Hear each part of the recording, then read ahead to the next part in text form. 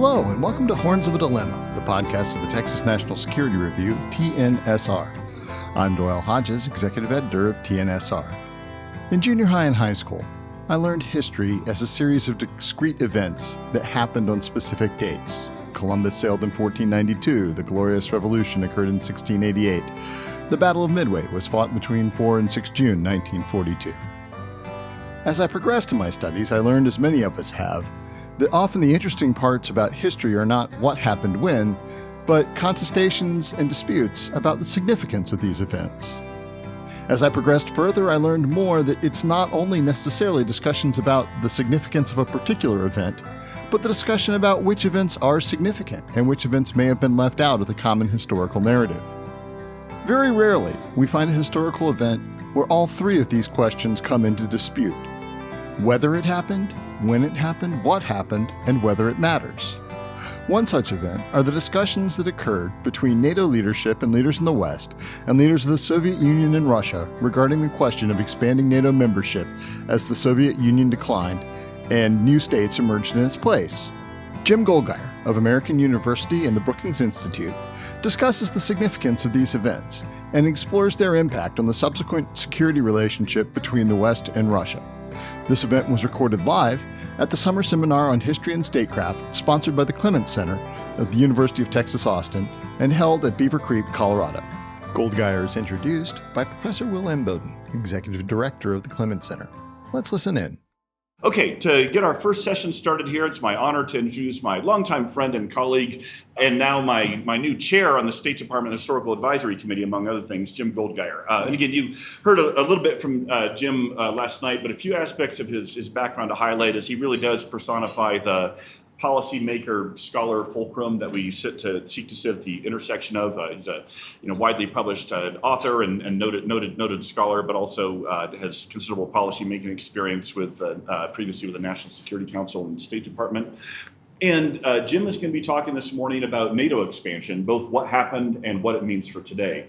And again, I think can't think of a more apt topic to address a number of our themes, because purely as a historical episode, what actually happened with the decisions for NATO expansion and commitments that may or may not have been made to the Russians is still deeply contested and controversial. And it's catnip for historians and political scientists to try to unravel how exactly did this happen and what was said. So just as a historical puzzle, it's very interesting.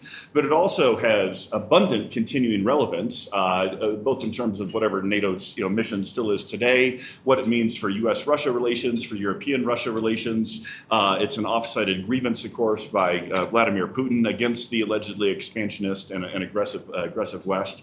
And so in a lot of the ways, there's almost two big parts to what Jim's going to be addressing: what actually did happen and what does it mean for today, or what should it mean today. And there's so many other angles there. I mean, how much, what is the nature of a presidential commitment? Are informal oral comments different from formal written ones? How much should a successor president be bound by commitments that his predecessor may or may not have made, right? Even if Bush 41 and Jim Baker did promise the Russians we want to expand NATO, it was Clinton. Should Clinton actually be bound by that, as long as it's not a formal treaty? Anyway, many other permutations. So with that, please join me in welcoming Jim Goldgeier.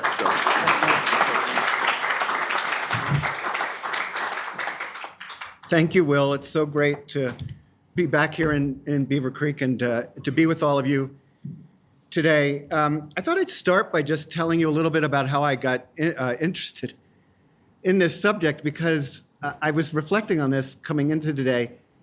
If you had told me when I started working on this issue 25 years ago that someone was going to ask me to speak about it 25 years later, I don't think I would have believed you. But as Will said, this issue has been controversial from the start, remains so. Lots of different takes on the decisions regarding NATO enlargement. I came at this sort of from an odd angle. I was a PhD student in the 1980s. I was trained as a Soviet foreign policy expert. My first job at Cornell University in 1991 was a line in Soviet foreign policy in the government department. I taught that my first year, and then that class moved to the history department. So I moved on to other things. I then moved to George Washington University, and in 1996, the then editor of the Washington Quarterly asked me if I would write a piece on how the decision to enlarge NATO had been made within the United States government, and offered me $1,000 to do it. I was an assistant professor. I was like, well, you're going to offer me $1,000 to write an article? Sure. So I started interviewing people, and actually, when I started the interviewing, I thought that the easy question would be, when did the decision get made? And then I would just go on from there about why. And then the more people I interviewed, the more people who couldn't tell me when the decision got made, I thought, okay, the story really is the fact that there never was a decision made. And at the beginning, I was talking to people at lower levels of the government. I thought, okay, well, they just weren't, at the meeting. But by the time I got up to Tony Lake and Bill Perry and Warren Christopher, and they all get, I interviewed Lake. He tells me when the decision was made. I go out to California, talk to Perry, tells me something entirely different. I go back to Lake. I said, well, this is what, I realized that what was interesting was the different perceptions people had about how this choice got made. So as Will said, the main subject today is sort of, what this debate over NATO enlargement means for U.S.-Russia relations. And I've been dissatisfied with the debate over NATO enlargement for a long time because the positions staked out are usually quite extreme. The history often referenced, in my view, is often not the most relevant. And the costs and benefits of the policy that was chosen, the policies that were chosen, compared to the costs and benefits of alternative policies, are almost never discussed. I think it's a great issue for thinking about how to read documents, about what can be gained from interviews, and how to evaluate policy. So the extreme position. So on the one side, the extreme position is that any notion the Russians have that they were promised that NATO enlargement wouldn't happen, and enlargement, by the way, is the term that supporters use. Any notion they have that they were promised enlargement wouldn't happen is preposterous, and there's been no reason for them to feel insecure given that the organization is defensive in nature. And on the other side, the extreme position is that the West, and especially the United States, betrayed Russia by expanding NATO, and expansion is the word that the opponents use, after promising that it wouldn't do so, and by doing so, this was the original sin that caused the downturn in U.S.-Russia relations. So I've not been very satisfied with that as the debate. And a few years ago, frustrated by this, in my view, general failure to assess NATO enlargement in a more meaningful way, I called Josh Shifrinson and asked if he would work with me on this topic because I said, as you know, I think NATO enlargement was a good idea, and I know you think NATO expansion was a bad idea. And I think that if we wrote something together on how to go about evaluating the policy compared to its alternatives, that would be a really useful exercise. And Josh then had a really great idea about convening a group to produce a special issue, which we did for the journal International Politics. And that came out about a year ago. Josh and I wrote the framing piece, and then we had 11 other pieces from different perspectives, including, I think, 4 on, maybe it was 3, on U.S.-Russia relations from very different perspectives. And in addition to U.S.-Russia relations, we had pieces on the impact of enlargement on NATO as an institution and the effects of enlargement on developments in Central and Eastern Europe. And we followed that up by writing a piece that'll be out later this year in an edited volume, a volume that was edited by Fritz Bartels and the late Nuno Montero. And we will do one more article, I think, and then that's it. All right, why do I suggest the history referenced is not the most salient? So as Will notes, there's a lot of attention paid to the discussions in early February of 1990 at the outset of the talks on German unification, when especially the talks between Mikhail Gorbachev and Secretary of State James Baker, that in early February of 90 appeared to agree that, quote, NATO's jurisdiction would not extend 1 inch to the east. I think it's really important to recognize the talks on German unification were just beginning. The two sides hadn't really formulated their positions yet. And during the negotiations, Gorbachev did not dwell on trying to nail down assurances on NATO enlargement other than some provisions in the treaty with respect to the former East Germany. His focus during those negotiations became the financial assistance that he wanted in order to help him implement his domestic agenda. In my view, those negotiations were all about him going for the cash and getting it. I also think, and I think hopefully this will spark some debate, I think what was discussed between the H.W. Bush team and the Soviets, in terms of relevance, the Soviet Union disappeared at the end of 1991. The Bush team was gone by January of 1993. Most of the action on enlargement, most of the conversations that took place were between Bill Clinton and Boris Yeltsin. I think it is worth noting in the archives something that Josh Schifrinson has found in the work that he's done, which is that the Bush team in 1992 was well on its way to developing a NATO enlargement policy. And so political science realist scholars who argue that NATO enlargement only happened because of the arrival of Clinton liberal internationalists in 1993, I think it's just wrong. To my mind, the relevant conversations are in 1993 and 1994. Through the Freedom of Information Act, I was able to get declassified a memorandum of conversation between Warren Christopher and Boris Yeltsin in October of 1993. Christopher explained at that time to a very relieved Boris Yeltsin that the United States was going to pursue the Partnership for Peace. And while he just talked about NATO enlargement as a long-term eventuality, that was not the point of the conversation. The point of that conversation was to tell Yeltsin, we're going right now with Partnership for Peace. Yeltsin was visibly excited, told Christopher to convey to Clinton that it was a stroke of genius. And the book that I did that article that I mentioned for Washington Quarterly that led me then to do a book on NATO, the NATO enlargement decision. I got so obsessed with the issue. And how we got from October 93, Christopher telling Yeltsin, it's going to be Partnership for Peace, September 1994, Bill Clinton was telling Boris Yeltsin, we're moving ahead with NATO enlargement. So happy to talk about that in more detail. But I think the 93-94 discussions are much more important than the 1990 discussion, except in one important respect that I will turn to now. Mark Trachtenberg, in his recent international security piece, which I think is outstanding, rightly argues we shouldn't just focus on whether assurances were written down. And he points, for example, to John F. Kennedy providing assurances during the Cuban Missile Crisis to Khrushchev that missiles would be withdrawn from Turkey, the following spring. But don't even think about trying to tie this to the resolution of the missile crisis. And of course, Kennedy stuck with that assurance that was treated like a commitment, even though nothing was written down. There were assurances made in 1990 and after. And there are different interpretations of whether they were violated. And I think it's important to recognize what the United States and its partners assured the Soviets and later the Russians was that the West would not take advantage of the Soviet withdrawal from Europe to undermine their security. And from the West's standpoint, NATO's a defensive alliance. The US withdrew significant numbers of troops from Europe. The US agreed to severe limits on heavy equipment that was codified by the Conventional Forces in Europe Treaty, that it evolved NATO to become more of a political organization.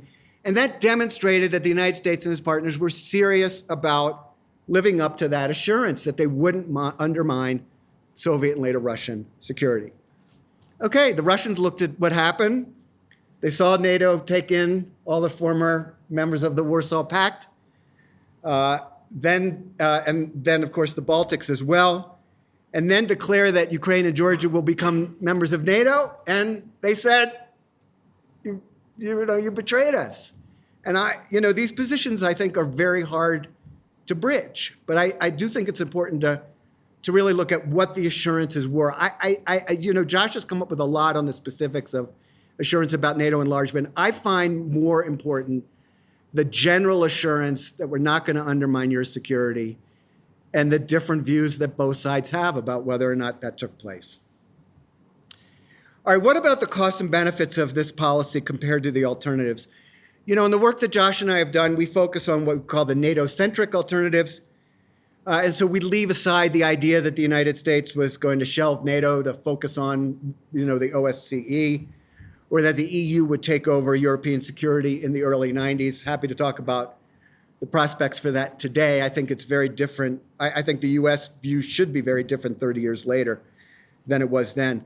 But I think at the time, the United States was determined to stay in charge in Europe, given the lessons that it drew from the 20th century, namely that when the US leaves, as it did after 1919, disaster ensues, and if the United States stays as it did after 1945, it can keep the peace. But a NATO-centric policy doesn't mean that the enlargement policy chosen was the only possible one. And the most important thing to recognize is that NATO enlargement was not just one policy. It was a set of policy choices that emerge across multiple administrations. So what are the alternatives? One was Partnership for Peace being the centerpiece of the policy, as seemed to be the case in the fall of '93, extending for a much longer period of time. A second choice was some enlargement to the east, but not as much expansion as occurred. And a third was to enlarge NATO to include Russia. Those were all possibilities that were discussed. So what are some of the pros and cons of each? Partnership for Peace would have treated all former Warsaw Pact states and former Soviet states the same. And so that would have helped with Russia. It would have meant the US and its allies were not extending new security guarantees to the east. The thinking behind Partnership for Peace, which was developed at the Pentagon, was that the institution that could most put a brake on reform in these former communist states was the military. And so what was needed was an institution that could build military-to-military ties and to try to help work with these militaries so that they would become militaries that would be comfortable being militaries in democratic societies. And then you would have civilian control over the military and so on. And there was a lot of reason why this was appealing. Again, it didn't distinguish between countries in that region. They'd all be members of the Partnership for Peace, and it would all be designed to build these military-to-military ties. But what then about the Central and Eastern European desires to join the major Western institutions? I think it would have been very politically difficult to tell them that they had to stay on the other side of a line that Joseph Stalin drew even after the Soviet Union was gone. There's questions about whether the EU would have been able to enlarge absent NATO enlargement. Helmut Kohl told Strobe Talbot later that he didn't think that the EU could have enlarged absent NATO enlargement, because NATO enlargement provided that security guarantee. I strongly believe, for example, I don't see how the Baltic countries could have come into the European Union if they had not also been coming into NATO because of the insecurity there. I'm happy to talk about why the Pentagon favored Partnership for Peace over enlargement if you want, but it was primarily due to two issues. One, the issue of extending new security guarantees at a time of a drawdown after the end of the Cold War. I mean, the Pentagon was like, well, wait, you want us to extend security guarantees to new countries? That just wasn't something that they favored. And then especially Bill Perry as Secretary of Defense, Ash Carter as Assistant Secretary of Defense, the desire to prioritize arms control agreements with Russia was most important to Perry, and he worried that enlargement would get in the way of arms control agreements. And in fact, there were no strategic nuclear arms agreements between the United States and Russia during the Clinton years. We'd get them later in the Bush and Obama years, but not during the Clinton years. All right, a second possibility, what about some enlargement, for example, to the first three that came in '99, Poland, Hungary, and the Czech Republic, some of the group that joined in 2004, but maybe not the three Baltic countries. Again, not taking the Baltics certainly would have been a sign to the Russians that enlargement would not intrude into what they saw as their privileged sphere of influence. And it would have meant that NATO was not responsible for new security guarantees to countries, especially Estonia, that would be very difficult to defend. But politically, this too would have been very difficult for the West, which treated the Baltics differently than the other Soviet republics during the Cold War by not recognizing their incorporation into the USSR. In my view, the best treatment of this issue of the extent of enlargement comes from Bill Burns in his memoir, Back Channel. If you haven't read it, I recommend it highly. It's an amazing book.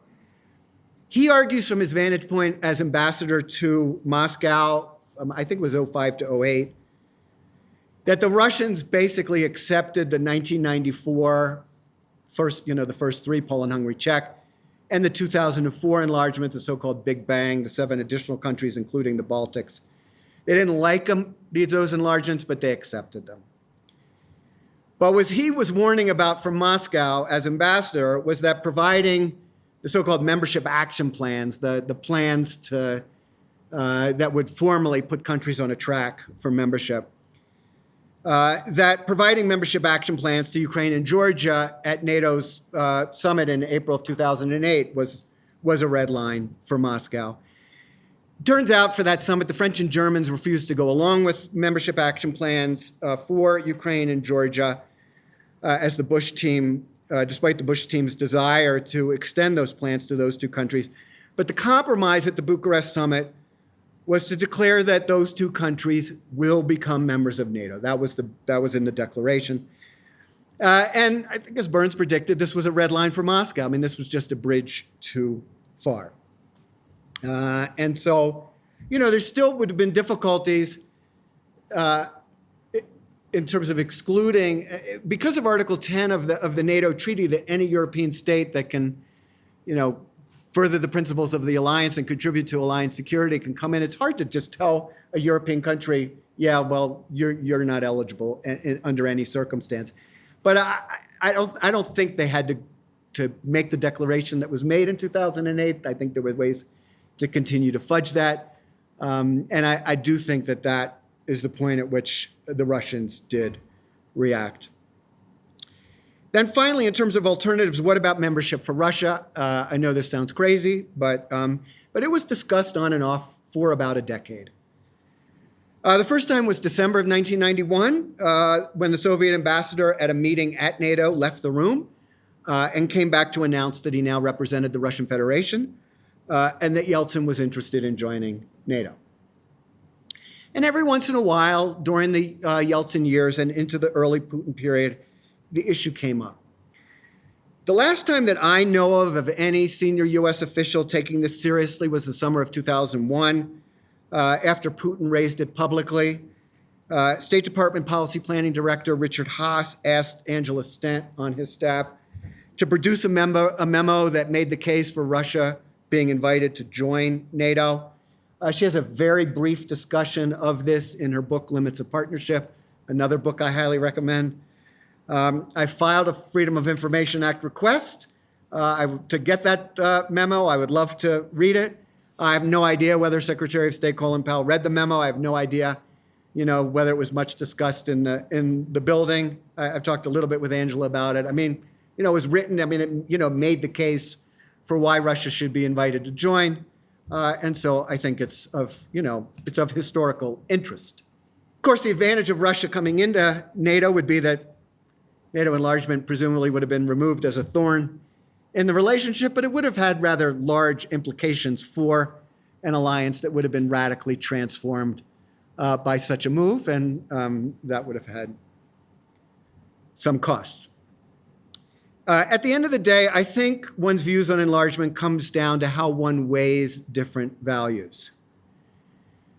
If one believes, as I do, that the policy had an enormously positive impact throughout Central and Eastern Europe, that the costs of defending new territory are manageable, and that the U.S.-Russia relationship would not look markedly different in its absence, then I think one believes, as I do, that it's a policy that on balance made sense to pursue.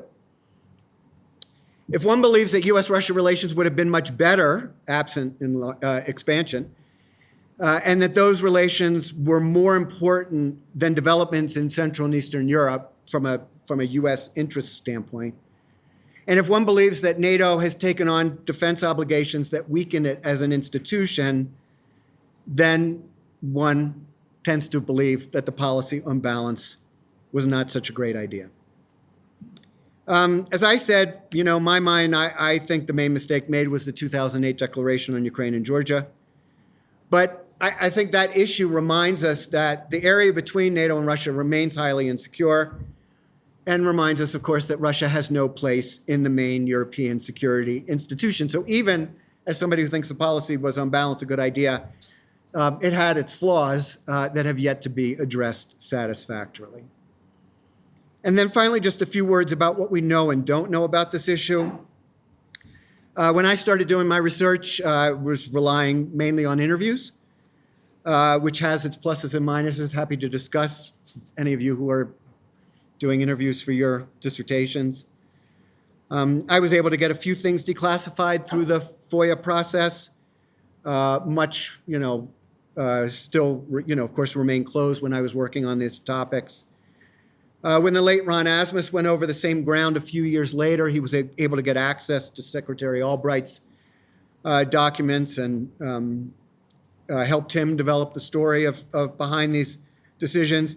And in recent years, there's been just an excellent group of scholars, Svetlana Savranskaya, Sergei Radchenko, Josh Sifrinson, Mary Sarati, who've all been able to utilize archival sources, including Russian, British, and US archives.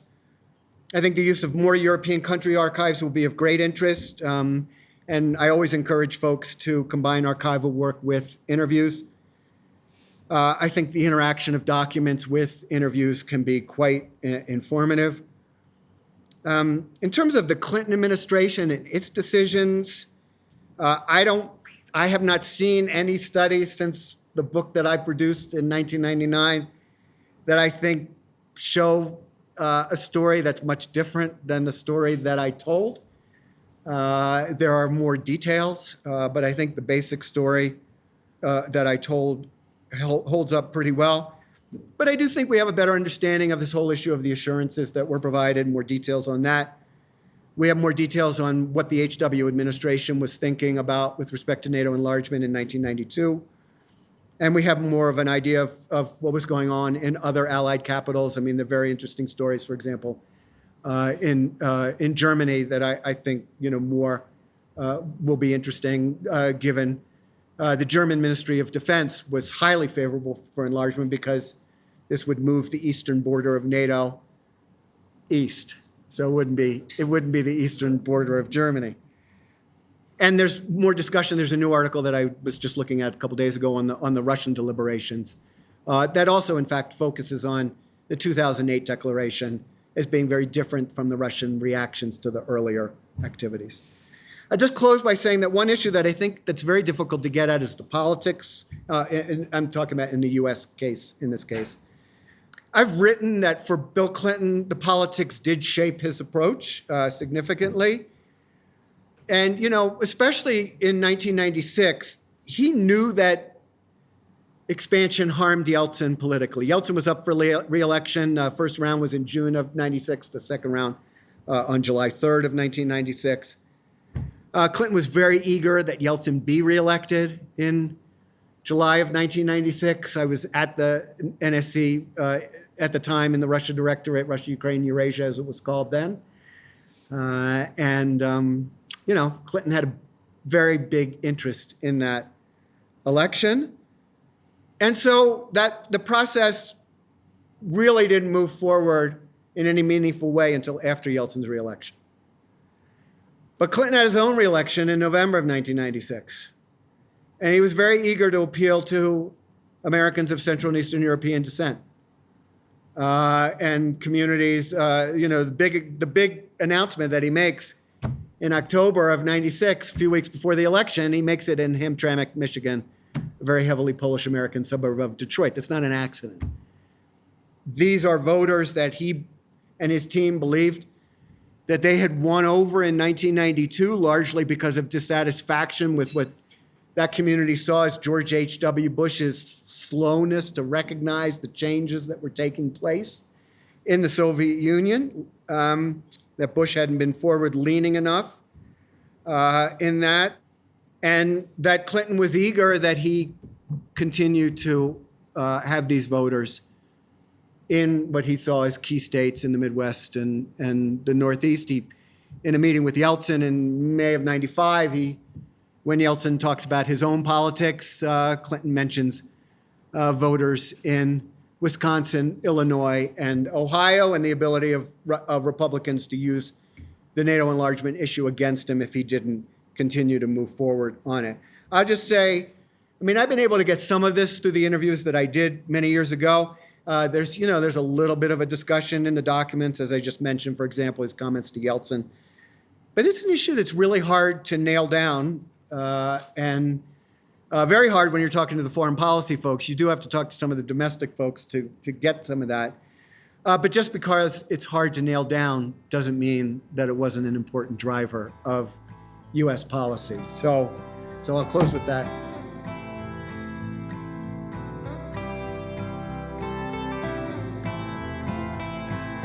Thank you for listening to this episode of Horns of a Dilemma, and please don't forget to visit our website at tnsr.org.